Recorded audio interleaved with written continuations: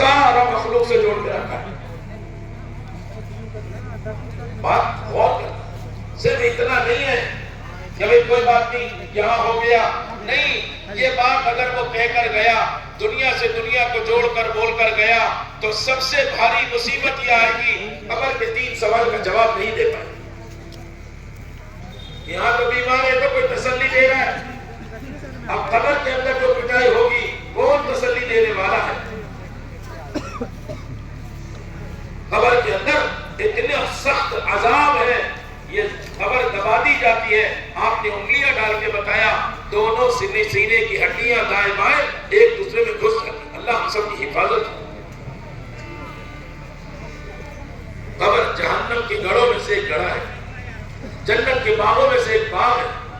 میرے محترم بزرگوں, آپ کو دین سے محبت ہے, آپ کو اللہ سے محبت ہے, آپ کو نبی سے محبت ہے, قرآن حدیث کا تعلق ہے آپ میں, لیکن آپ یہ بتاؤ ہمارے محلے میں کتنے مسلمان ہیں جو 5 وقت کی نماز پڑھیں؟ حضرت عمر رضی اللہ عنہ نے فجر کی نماز پڑھائی. امیر المومنین, فجر کے بعد کے معمولات کی ذمہ داری, اور ساری دنیا کے اندر 3 بر اعظموں پر ان کا رعب اور دبدبا, ہر جگہ جماعتیں بھیجنا, ہر جگہ کے تقاضے. لیکن فجر کے بعد ایک عمل ہے, امام مقتدیوں کی طرف رخ کر کے بیٹھتے ہیں. آپ کی نگاہ پڑی, ایک جوان نہیں ہے, حالانکہ مسجد نبی بھری ہے, ایک جوان نہیں ہے, ایک کہ بھئی چھوڑو تو جوان ہے, اس کے گھر چلے گئے. ماں سے پوچھا, ماں نے کہا رات بھر عبادت میں تھا, ابھی تھوڑی دیر پہلے نیند لگی ہے, ابھی جگاتے نماز پڑھ لے گا. ایک آدمی کی فکر. اللہ کے نبی صلی اللہ علیہ وسلم کے پاس یہودی غلام آتا تھا, کہاں ہے؟ کہا بیمار ہے. کہا صحابہ سے چلو اس کی عیادت کے لیے چلتے.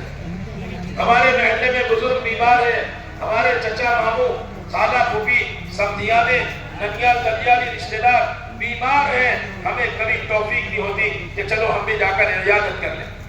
صبح جاؤ تو شام تک, شام کو جاؤ تو صبح تک 70,000 فرشتے مغفرت کی دعا کرتے ہیں. یہ جماعتوں میں کیوں نکالا جا رہا ہے؟ اللہ کے راستوں میں کیوں بھیجا جا رہا ہے؟ ایک کوئی انفرادی دعوت دینا آ جائے, ایک کی خوشامد کرنا آ جائے, ماحول میں لانا آ جائے, ہر مسلمان کو لے کے مسجد کے ماحول میں آؤ. قیامت میں اللہ اعلان کریں گے, میرے پڑوسی کہاں ہیں؟ سناٹا, سب خاموش.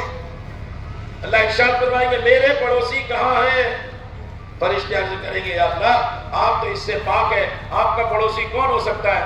کہا دنیا کے اندر مسجدوں کو آباد کرنے والے اور قرآن کی تلاوت کرنے والے یہ میرے پڑوسی ہیں. بتاؤ, آج مسلمان قرآن سیکھنے کو وقت ہی نہیں.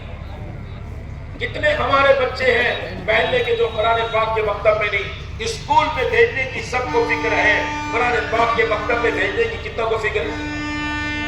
محلے میں ایک فکر مند آدمی ہو جائے, وہ ایک کی خوشامد کر لے, تو سارے بچے قرآن پاک کے مکتب میں آ جائیں. سارے بچے قرآن پاک کے مکتب میں آ جائیں.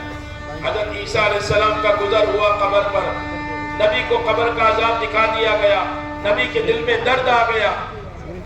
حضرت عیسیٰ علیہ السلام کو کہ اللہ کا بندہ ہے, اس پر عذاب ہو رہا ہے. کچھ کام سے جا رہے تھے, چلے گئے, واپس آئے اسی جگہ تو دیکھا تو اس قبر پر اللہ کی رحمتیں نازل ہو رہی.